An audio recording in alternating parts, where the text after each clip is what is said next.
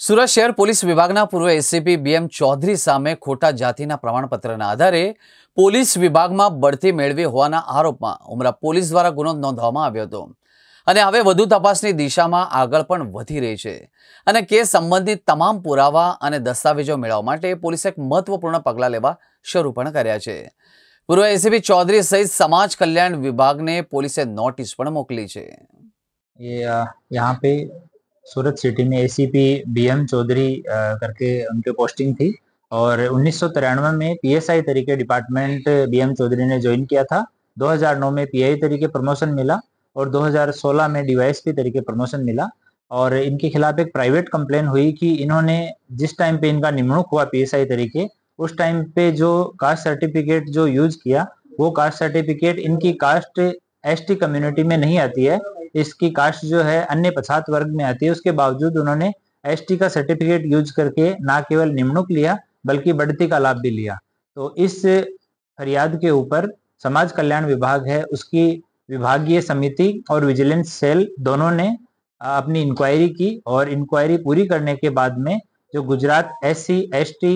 OBC संबंधी 2018 का जो कायदा है उसके तहत उन्होंने ऑर्डर किया और बीएम चौधरी को उसमें गलत सर्टिफिकेट रजू करने का दोषी माना गया और उन्होंने जो कैडर कंट्रोल अथॉरिटी है डीवाईएसपी के केस में होम डिपार्टमेंट उनको इन्फॉर्म किया और होम डिपार्टमेंट ने ऑर्डर करके उनको सर्विस से डिस्चार्ज कर दिया है। और अभी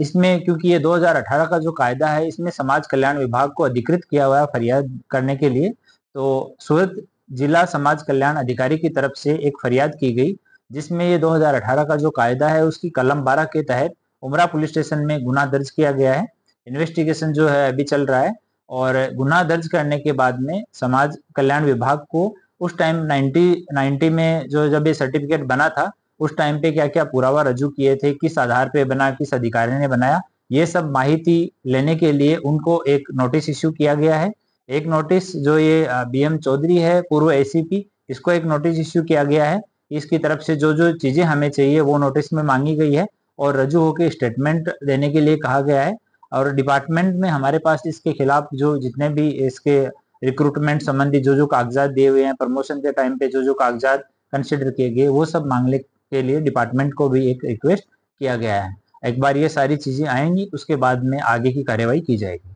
सर बीएम चौधरी के साथ कोई कांटेक्ट पुलिस का हुआ? हाँ, नोटिस की बजवनी हो गई है और नोटिस में 5 दिन का टाइम दिया गया है क्योंकि ये जो एक्ट है 2018 का उसमें जितनी वो सजा की जोगवाई है वो